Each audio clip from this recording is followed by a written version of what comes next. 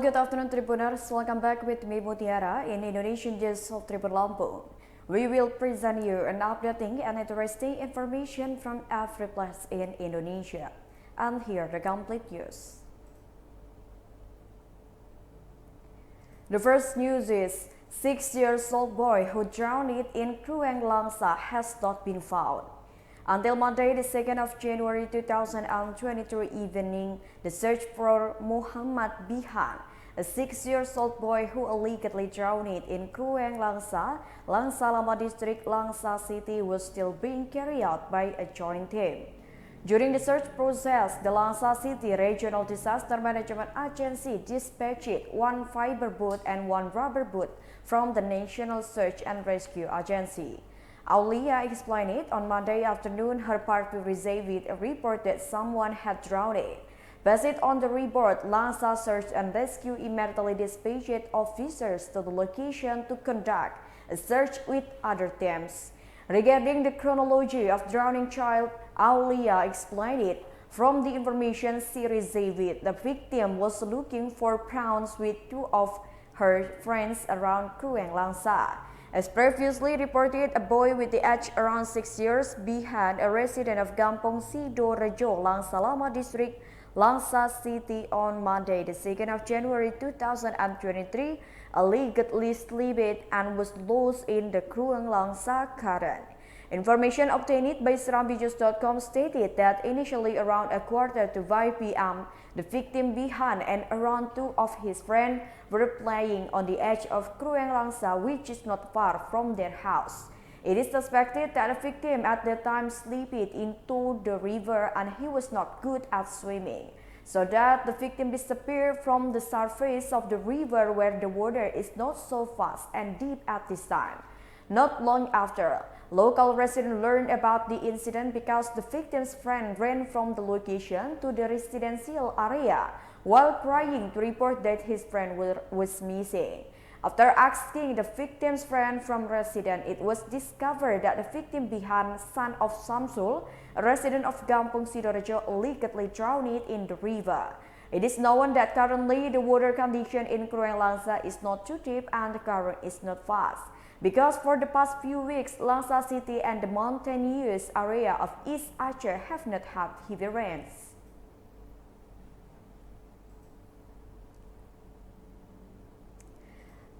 The next news is, due to an electric short circuit, 22 stalls in the Ampera Market were burned.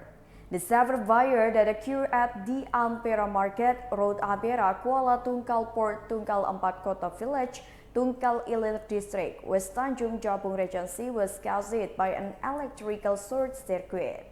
The fire occurred at around 2:30 a.m. In this fire, around 22 stalls were completely consumed by the fire on Tuesday, the 3rd of January 2023. First Police Agung Heruwibowo, head of the Tungkal Ilir Sector Police, said that when he arrived at the location, the fire seemed to have grown. Starting from the row of shops on the left side of the road, it quickly spread to other stalls because all the buildings are made of semi-permanent. The sectoral police chief continued, the fire is suspected to have started at the shop area as a result of an electric short circuit.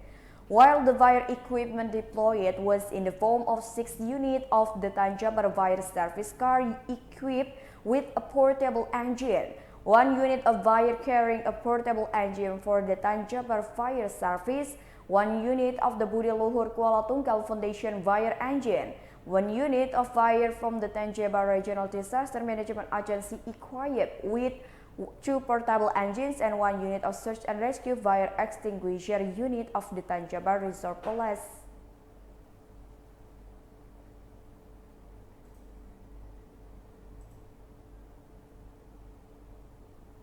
The next news is, 3 weeks missing, a man is found dead in a septic tank. It is certain that a man who was found dead in a septic tank dug in Cibodas Village, Pangauban Village, Batu Jajar District, West Bandung Regency, was a murder victim. As is known, the 35-year-old man known as Handy was found dead in a 2.5-meter deep septic tank dug without a cover after 3 weeks of being reported missing.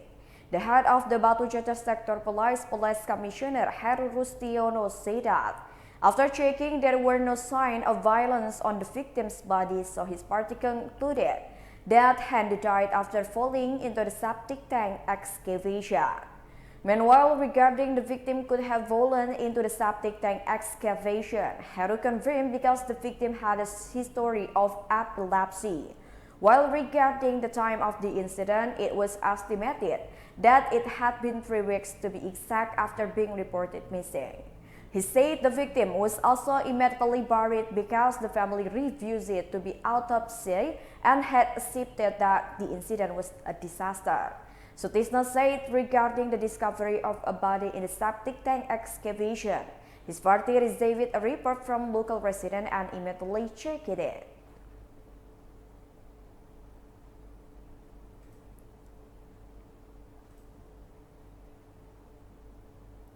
The next news is, a number of residents in Belawan stole diesel fuel from Pertamina's pipeline. The North Sumatra Regional Police have confiscated diesel fuel oil that was stolen by residents of Belawan from a pipeline owned by the Pertamina company. Pertamina's fuel oil has been stolen by residents for the past few days and has gone viral. Head of Public Relations for the North Sumatra Regional Police, Hadi Wahyudi, said that the diesel fuel in a storage drum had been secured. Solar was secured by police from residents' houses at the location. The police explained it that residents stole oil belonging to the state-owned company by drilling holes in pipes. Then the pipe is connected with a new pipe and accommodated using the prepared jerrycan. From this action, the police arrested 4 perpetrators along with evidence. Currently, they are still undergoing further examination. Based on the interim inspection, the type of diesel fuel stolen from Pertamina's pipeline was sold randomly. So far, the police are still coordinating with Pertamina how much the state-owned company has suffered losses.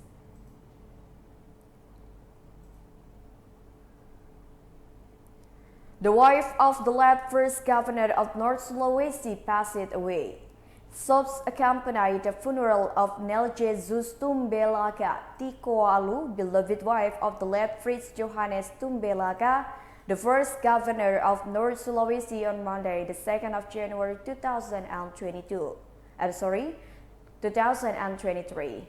During the procession to close the cabin after worship at the funeral home in Suaan Village, Kalawat District, North Minahasa Region, Sindot, Sulawesi, the family and mourners immediately approached the coffin.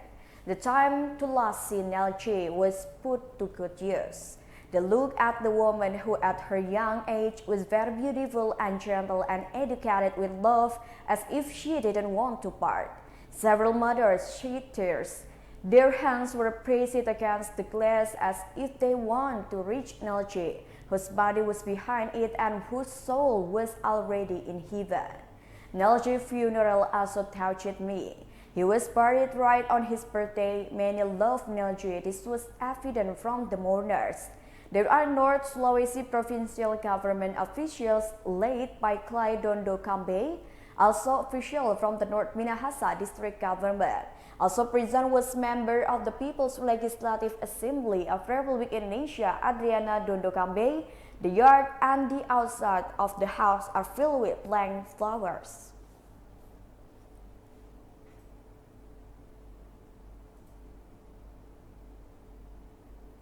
The next news is, the earthquake in Jayapura did not disturb flight schedules at the airport. A tectonic earthquake with a magnitude of 3.8 struck Jayapura City, Papua again on Tuesday, the 3rd of January 2023, and had no potential for a tsunami. This earthquake was an aftershock of the main earthquake with a magnitude of 4.9 on January 2, 2023. Not only that, it is certain that as many as 100 aftershocks that occur in the Jayapura City area could not evac aircraft flights at Sentani Jayapura Airport, Papua. Sentani Airport Stakeholder Relation Manager Surya Eka ensured that the earthquake measuring 3.8 that occurred in Jayapura City did not evacuate aircraft at Sentani Jayapura Airport.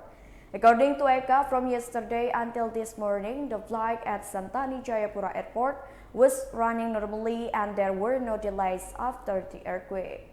The last news is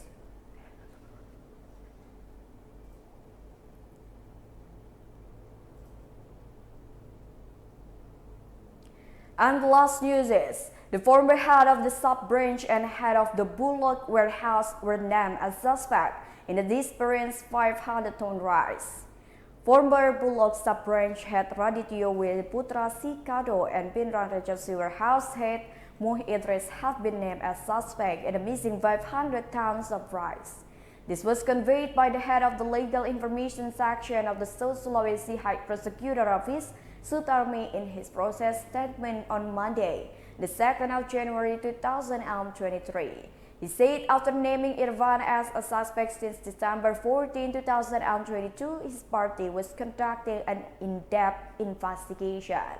From the result of in-depth investigation of the missing 500 tons of rice, investigators then named the head of Bulog sub-branch Radityo Putra Sikado and the warehouse head of Pinrang Regency Muh Idris as suspect.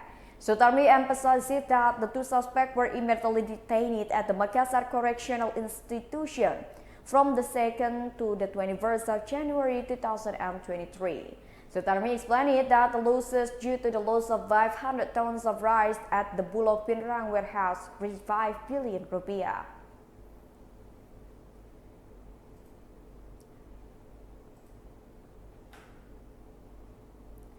Well, I think that's all the news for today. With me Mutiara, don't forget to follow us in YouTube Tribun Lampung News Video, Facebook Tribun Lampung, Instagram @Tribun Lampung, and TikTok @Tribun Lampung for further information.